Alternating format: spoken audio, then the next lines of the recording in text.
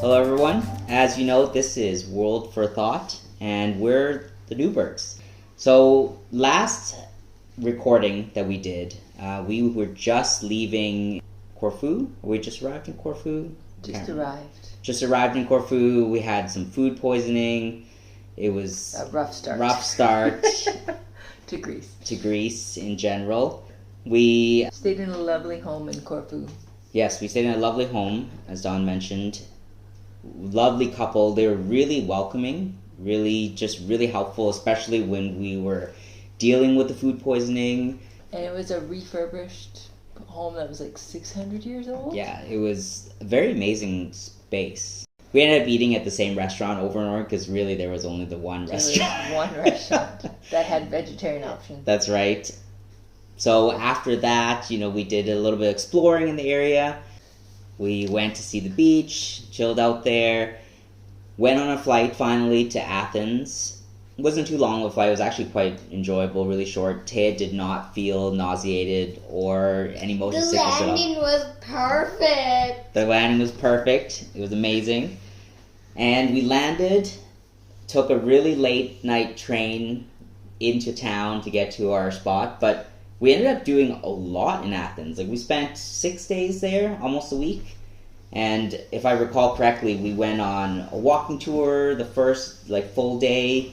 Really got to see a lot of the sights and a lot of the highlights, like Zeus's temple, the stadium, which was made of all marble. We learned a little bit about the origins of the Olympic Games. Checked out the tiny little neighborhood in Athens that's kind of in between the Acropolis and the Plaka region, with the whitewashed walls and the blue windowsills and everything like that. Were they from Santorini? I can't remember. No, but very similar to Santorini. That's why everybody goes and checks them out, because it's kind of a island-esque kind of feel. It was only the workers who were working on the palace, I believe, that were allowed to live there. Yeah. And even now, no, you can't buy or sell there. It's just passed on to generation to generation. Right. And it's a very tight-knit, close community. And their bathroom is broken. They have two bathrooms. They have two bathrooms. For the whole community, and one is being renovated. Yeah, they're all sharing. So that would be a challenge. Because if you had diarrhea. As Maya well knows. Exactly. That could be a problem. So we did that. That was the first day. We then checked out the Acropolis. We checked out the Acropolis Museum. Took a lot of transit back and forth and back and forth. And the Parthenon. We checked out the Parthenon on the Acropolis, of course. We went on a tour the next day to check out Delphi. I always say it wrong. Delphi. On my birthday, 40th birthday. That was really amazing. Had some amazing food along the way. Did a cooking class as well. And we got to see the market. And also, you got free wine that Mommy said it tasted like cherry. Yes. On your birthday. On my birthday. That was delicious and so friendly of the staff to do that. If you go to a non-touristy restaurant, we found, there is always something free that you got. Either dessert or an extra drink or water or something, Yeah, it was really pleasant to see. And also they homemade the wine. Yes, well, I asked about it and I was like, "Oh, can I have some of this wine? Can I buy it?" They're like, "Nope, make it in-house." So we did that. We even saw a rooftop play at night. Oh yeah, that was funny. Got to see the Acropolis all lit up in the background. We did a biking tour, and then we even went to the beach. That's a lot. Twice. The beach there was better. The water was clean. Yes. And we met up with your friend? Yeah, met up with Justine, who was actually going to be in Greece for, I can't remember, a week or two, something like that. It was very lovely just meeting up with her and chit-chatting and seeing her. I mean, what did you guys think?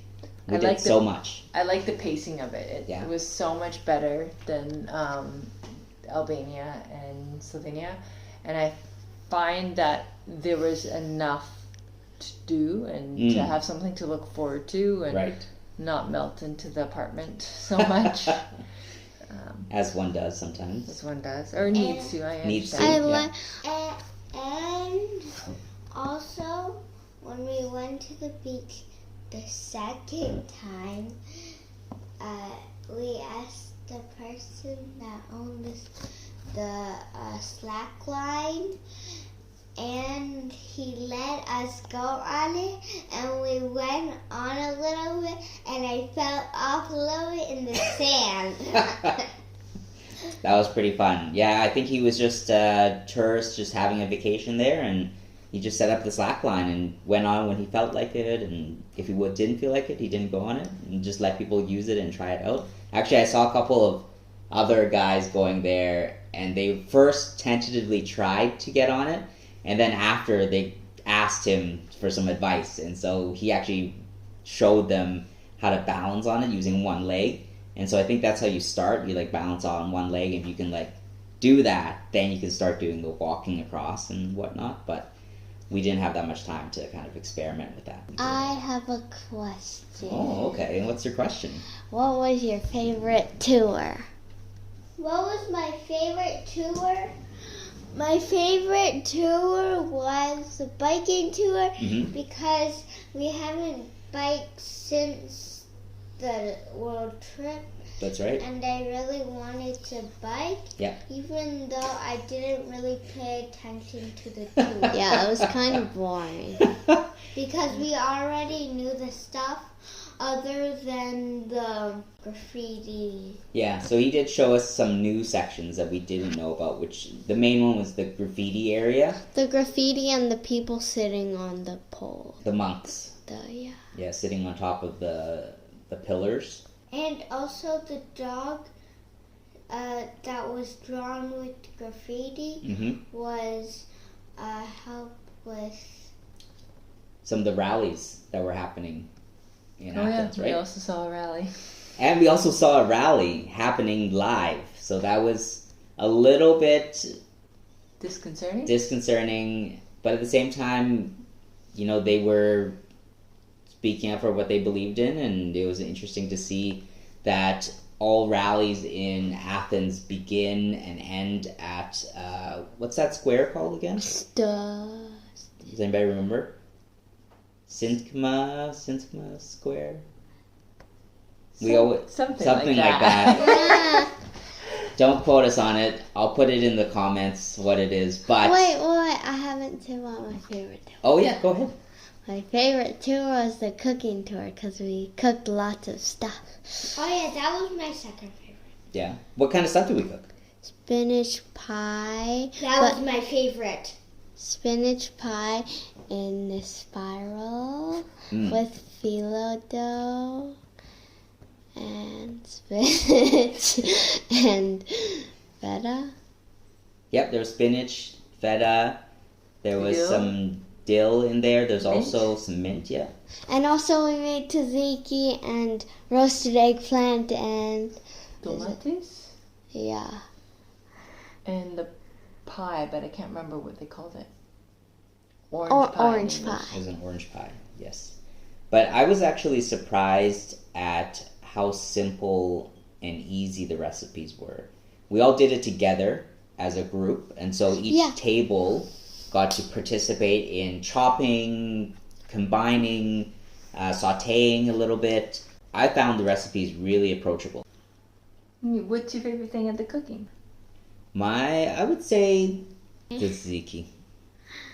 My favorite was either the spinach pie or the eggplant. It's a tie. I can't choose. I already said mine. Spinach pie. Well, that was earlier.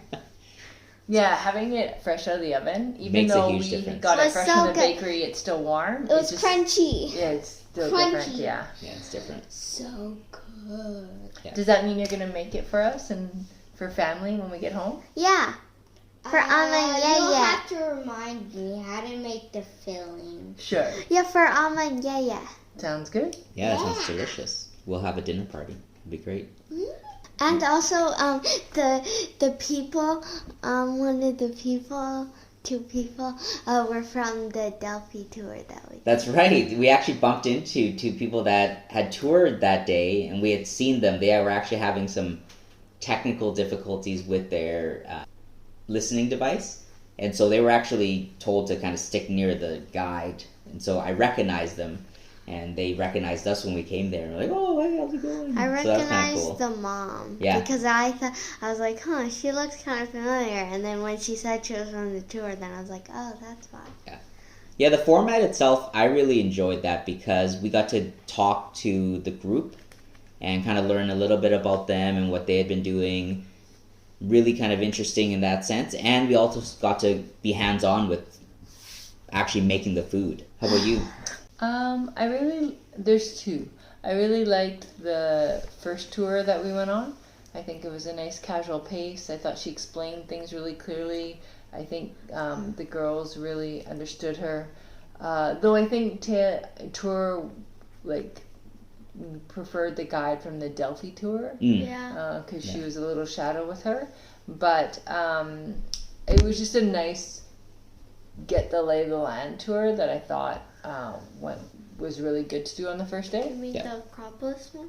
No, not the Acropolis one. The one where we walked around the city. We went to the the natural garden, or the presidential gardens, I guess Queen's they call Garden. them. Yeah, they don't Used have to be Royalty the anymore. Queen's. So presidential gardens and the changing of the guard and the stadium and all that.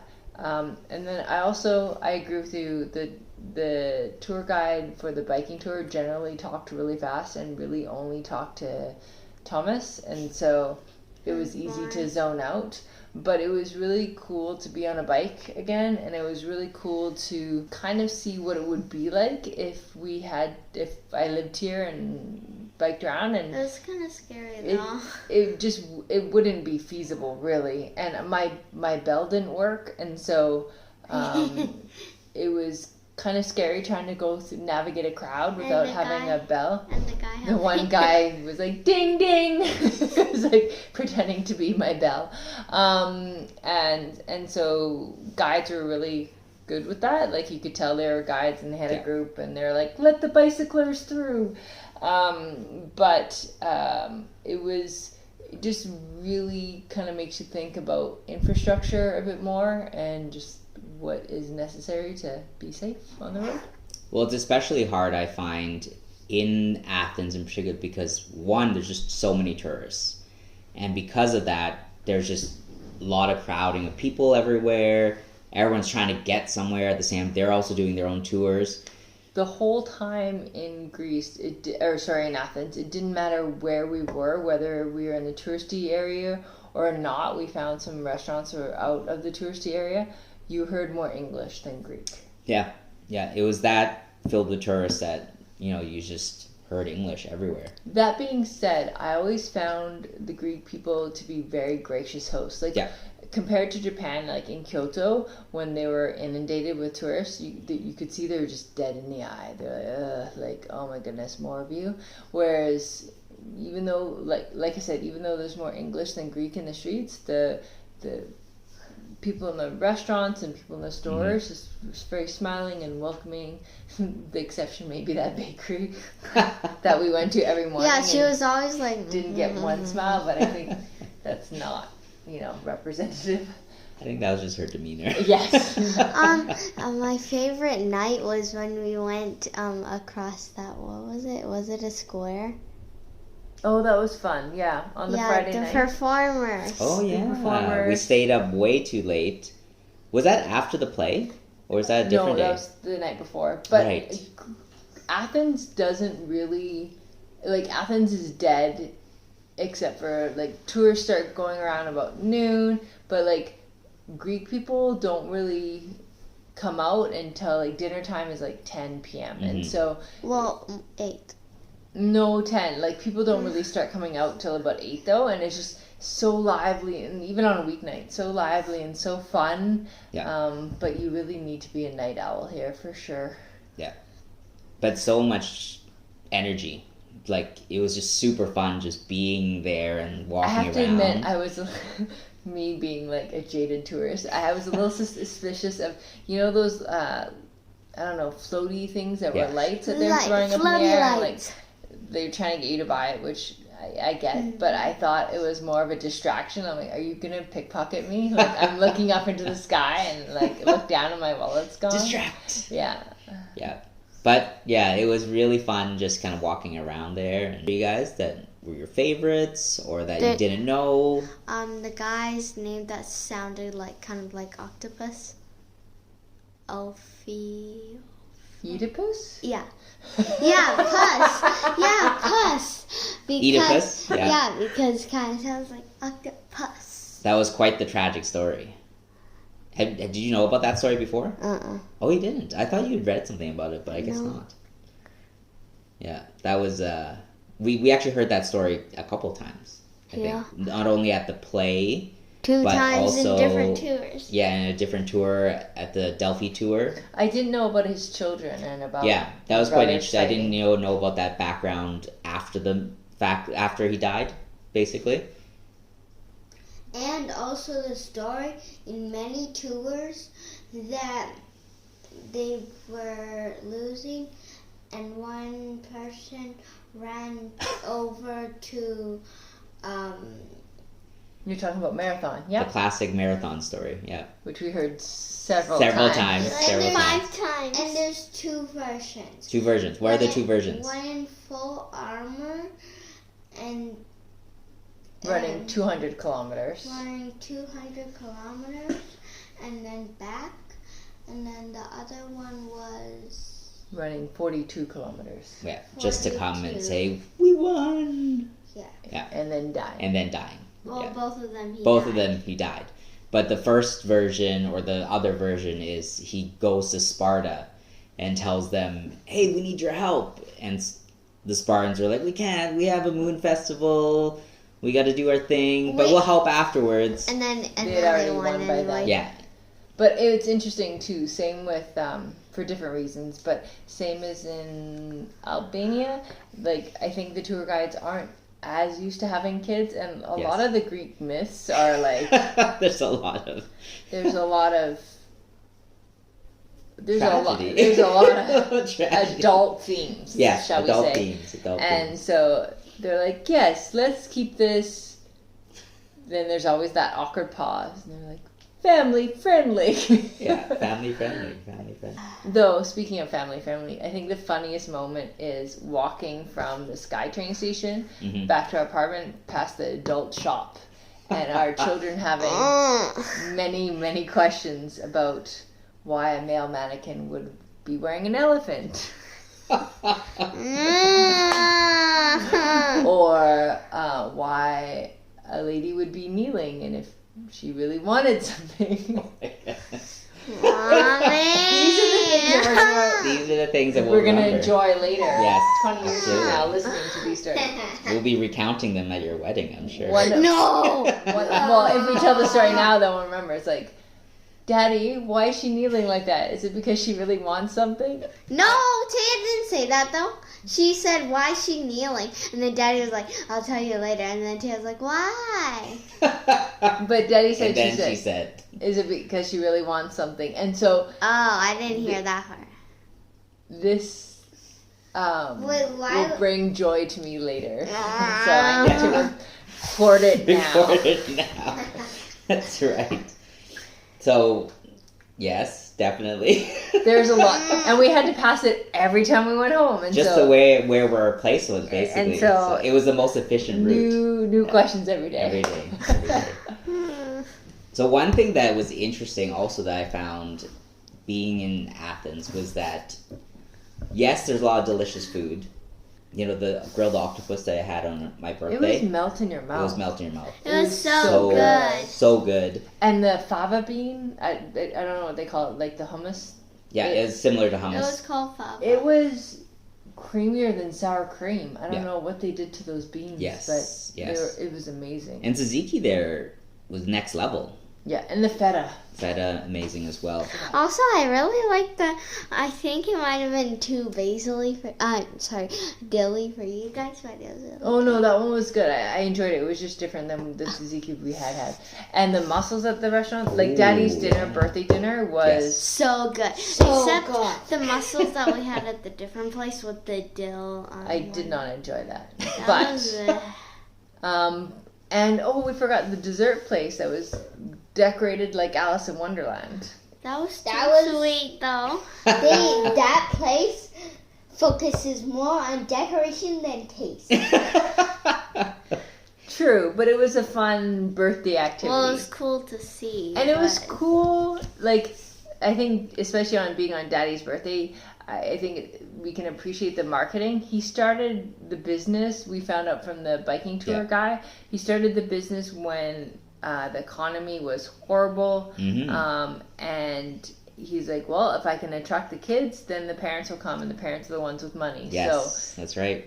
His decorations were, like, you could spend a good 5 minutes just staring at just all the decorations. That was so cool. And we learned that he changes it up every 3 months. Yes.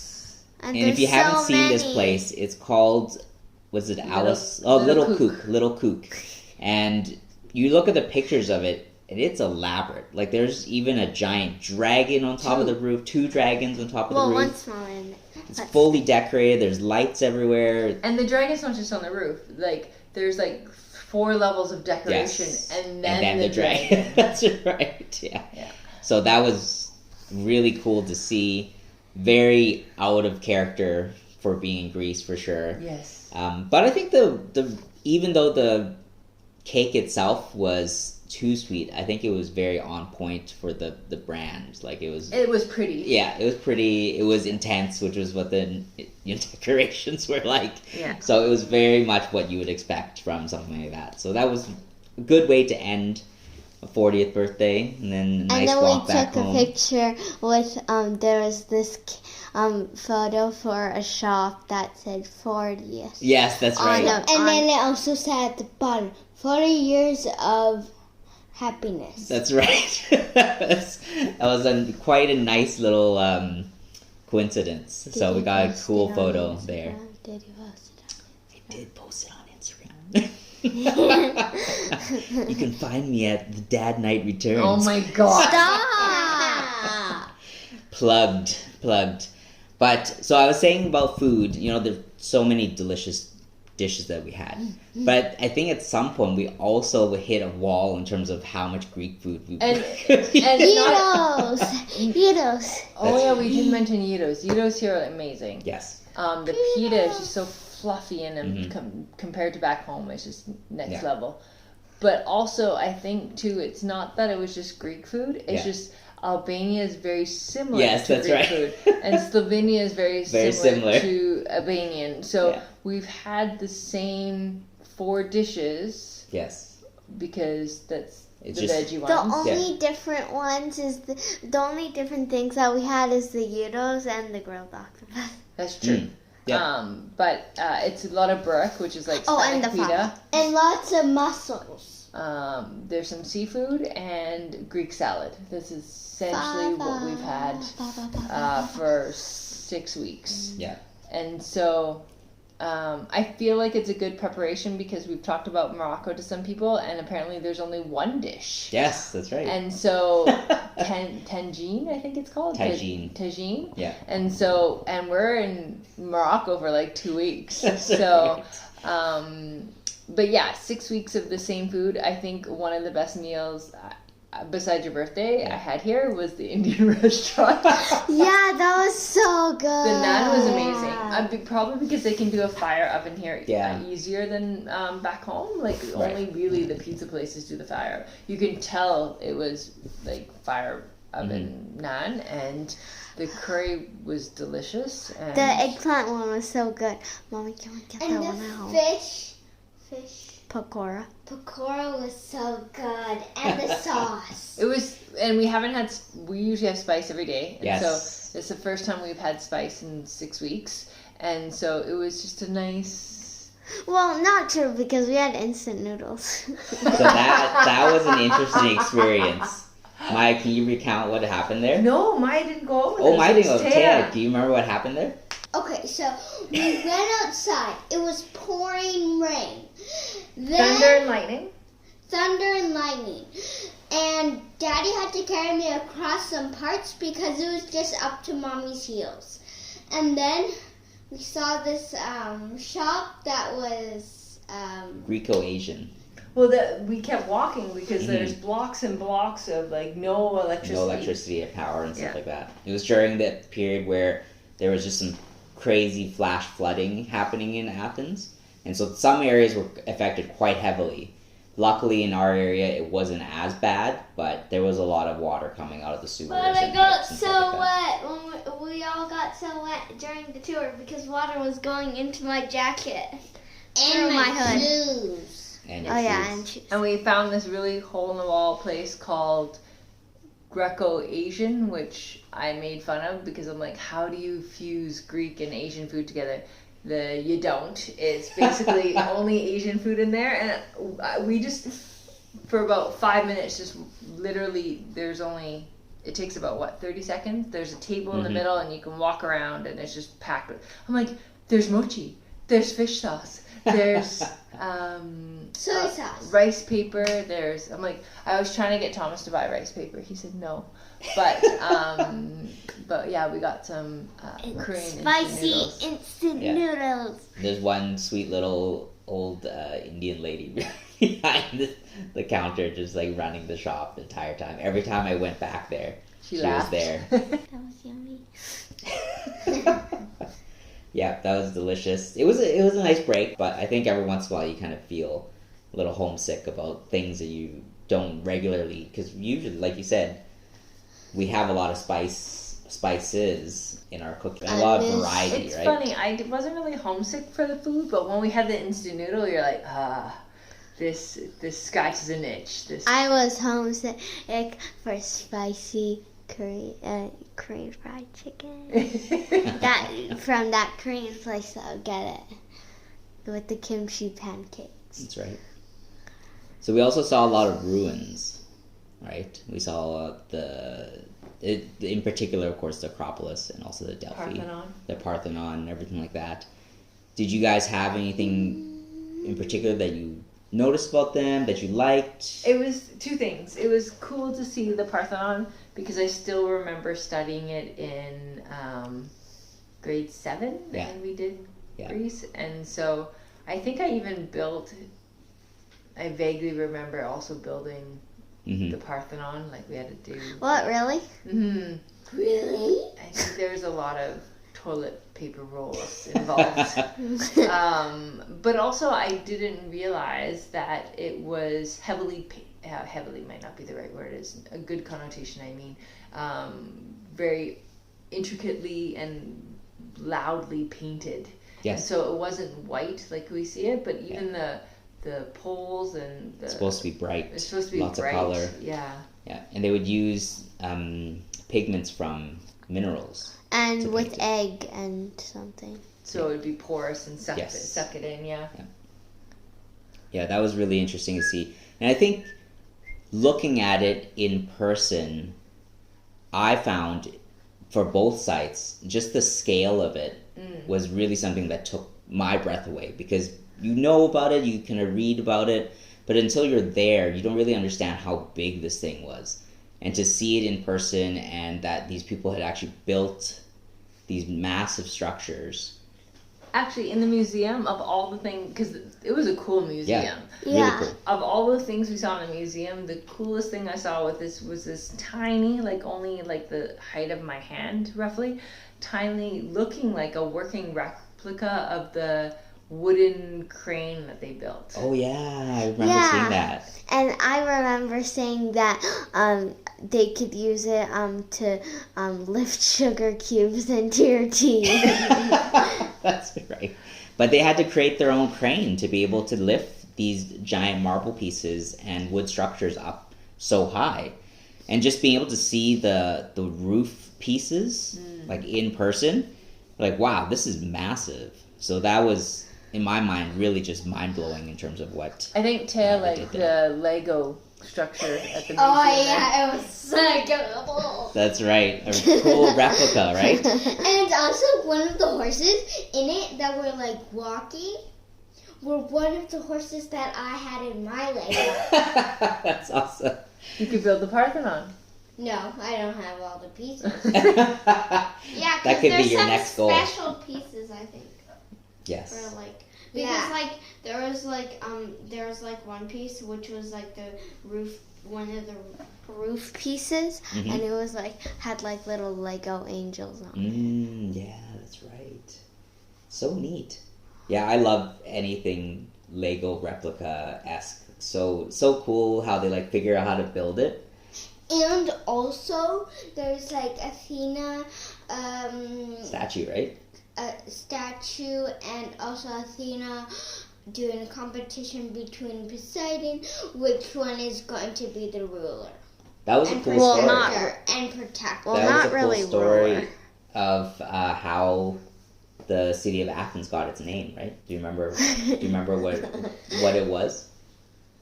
So, the citizens were gonna choose which one they needed. Yep. And Poseidon went first, and he stabbed his trident into the ground, and then water poured out, and as the people went closer, they realized it was salt water, and then they didn't need salt water because they already had so much salt water. That's right. And then Athena went, and then she stabbed her. And then she stomped the ground? No, she stabbed her spear into the ground. Stabbed her spear into the ground, and an olive tree magically went out of the ground, and then they chose Athena. Yeah, that's where they got the city's name from, and that's why Greek people love olives so much as well. Well, I think Athena said something like, "This is an olive tree. You can eat the fruits and also make olive oil out of it." Ta-da! And the tree of knowledge. And the tree of knowledge as It's well. called the tree of knowledge. And the olive tree that was in the ancient times is still here now. Yes. And olive oil tastes different here. Oh, it's so good. Than back home. I loved having olive oil with bread over here. Well, not over here because we're in Spain now. True. Don't confuse the podcast. Okay. You mean podcast listeners. All the podcast listeners are like, what's happening? Did they transport themselves to Spain? Yes, we did. We went on a 1 hour flight early in the morning. It wasn't a 1 hour flight. It was 3.5 hours. What? But Daddy said it was going to be 1 hour. No, I was wrong. Wow, that was... I thought it was a quick one, but it was actually 3.5 hours. I didn't know that. But we are in Spain right now. But yes, that was Greece and Athens and Corfu. Well, Corfu such a great adventure. Athens. And now we're looking at Spain for the next 2 weeks or so. Really excited to explore. Today's the first day, of course. And yeah, we're just kind of getting ourselves settled. We'll see what happens. How were we going to end the podcast? We were going to end it uniformly. Do you remember? And you're like, yes, we should do it that way. What we do is we say goodbye. Bye. See you later, everybody. Until next time. Bye. And that's it.